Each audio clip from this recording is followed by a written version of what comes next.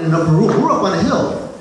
The church is on the hill. So we're in an upper room, and amazing thing happened that day. And after everything happened and the Holy Spirit came down, people were in one accord, praying in one accord, waiting for something to happen. And something happened. The Holy Spirit came down on the church.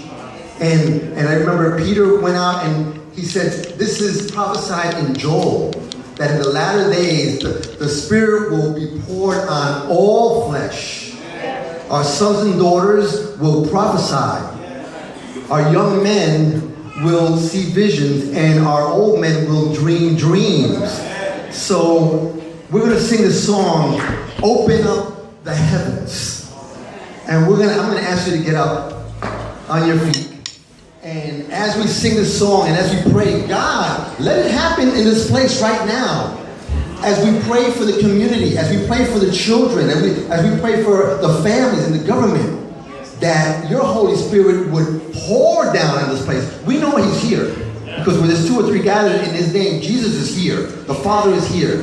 But pour, rain on us tonight. In Jesus' name. Amen. Amen.